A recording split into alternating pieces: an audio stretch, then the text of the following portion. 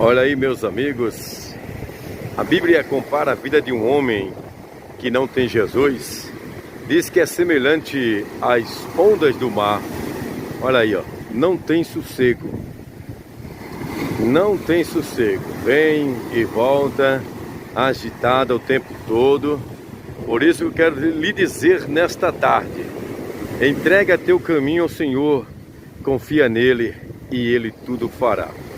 Deus tem descanso para a tua alma, para a tua vida.